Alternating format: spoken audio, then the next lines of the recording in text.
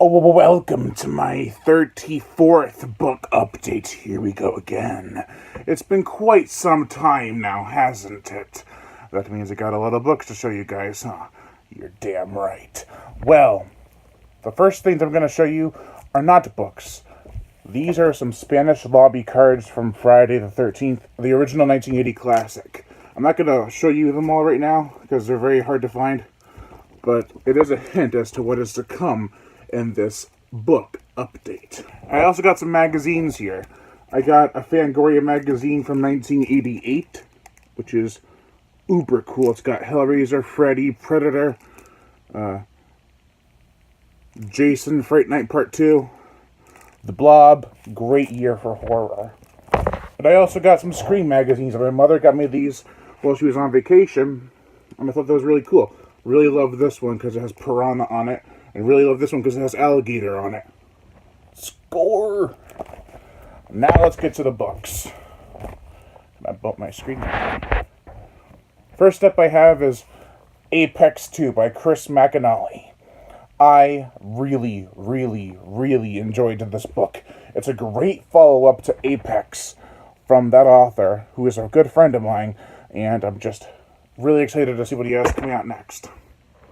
Then I have a novelization for Battleship, which is not the best movie. Hopefully the book is a little better because, novelizations usually tend to have more going on than the average movie. Then I have Bigfoot Awakened by Alex Laybourne. It's actually called Bigfoot Awakened. It has Carnage written underneath it. I don't think that is the full title. Still, really cool to see a story about Bigfoot with cave drawings on the wall.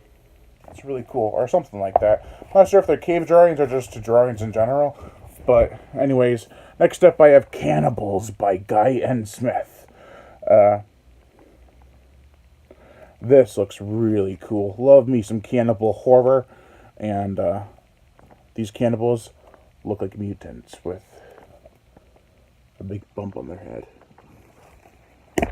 Then I have Gary Griffith's Cryptid Zoo. You remember Gary Griffith? He's the guy who wrote the Bigfoot's on the Mountain sort of book, like Beast of Stoneclad Mountain and Down from Beast Mountain. I thought there's another one. Shit. Anyways, we got Cryptid Zoo here, and that's a title alone that belongs to be a movie. This is a really cool cover too, with a kraken or whatever on the cover. Hell yeah.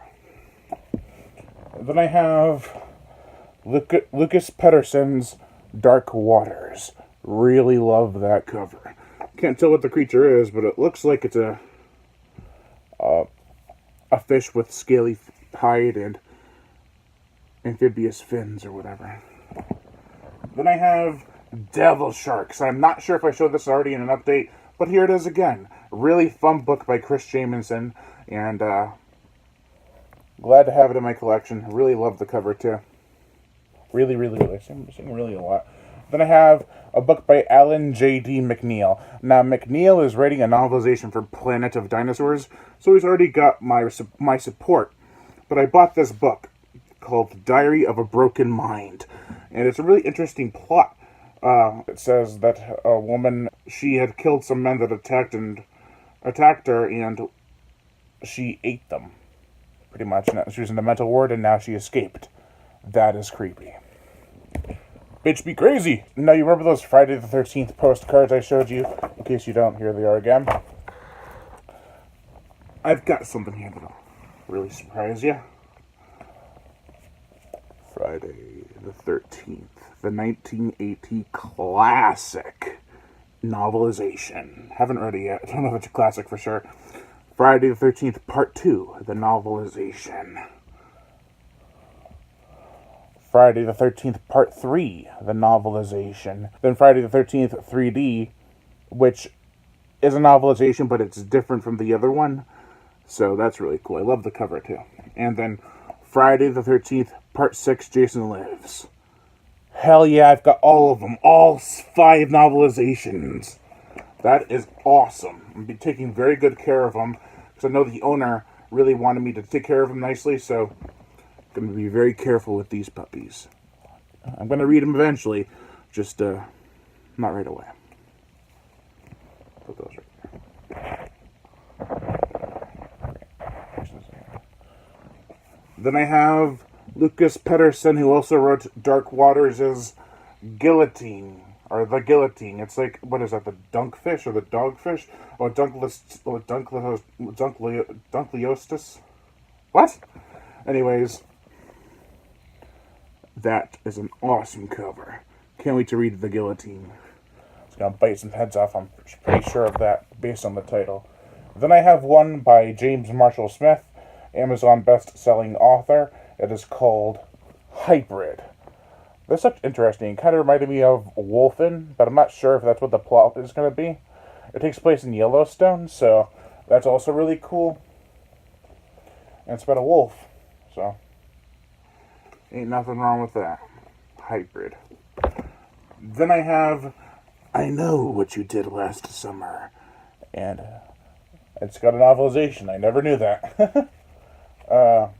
But I've got it, and I'll probably read it eventually. I got this one in today. The Incredible Melting Man. I got the Blu-ray in on the same day. Should have done an unboxing video. Anyway, this looks pretty creepy, and the film also looks pretty creepy, but, you know, Phil Smith wrote a book, a novelization for the movie, which is not uncommon for the late 70s, so. Then I have one of my, if not my favorite book I've read this year, Kronos Rising Kraken Volume 2. Holy shit! This book, it's amazing. All of his books are amazing, but this one in particular, stellar work. Then I have Lucas Pedersen's, who also wrote Dark Waters and The Guillotines, Leviathan. I think I was on a binge just buying all his books. It's called Leviathan Ghost Rig. It looks like it's a plesiosaur or something that's going to attack. So that's really cool. It's going to attack an oil rig. What's wrong with that? Nothing. Got some more to do. We got Predator, the original 1987 novelization that I hear is a lot different than the movie. So really interested in checking this out. Predator is one of my favorite action movies of the 80s. It's a good mix of horror and action. Then I have the prequel novelization, The Predator, which if I end up having enough time to read it, I will before the movie, but I doubt I will. So, here's hoping. But then I have a crappy conditioned copy of Robert Bloch's Psycho 2. It's readable, and I love the gatefold here. However, the front cover is not holding up so well. Norman Bates will never die. Then I have Michael Yowell's Sliggers. This is another oil rig story, I believe. No, I'm sorry, it looks like a whaling ship. Or a big vessel. Love the creepy creature on the cover. That's terrifying right there. The stuff of nightmares. Then I have Snakes on a Plane. Who knew this was a novelization? Not only a novelization, but a 405-page novelization. Holy crap. It's a big book. Then I got one by John Saul. I got this because the other edition I have is really crappy, and I found this at the store, so I bought it. It is Suffer the Children. I've heard decent to bad things about this. Still going to check it out eventually when I get more time to read a lot more books other than Sea Creature books because of Shark Week 5. So when I have those times, I can probably pop this onto my reading list. Then I have Jason Rubis's Terror Birds. Not to be confused with the movie from 2016.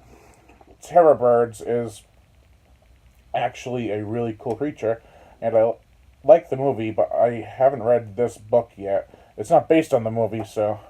And the last pile, which only has 3 movies, I have the novelization by Ellen Dean Foster, who also wrote Alien and Clash of the Titans. This is The Thing. Bum bum bum. Bum bum bum bum bum bum bum bum bum bum. Great condition too. It's a hard to find book, and really happy to have it. And then I have the Who Goes There, the short story that inspired The Thing. Really excited to check this one out. It's actually not that short.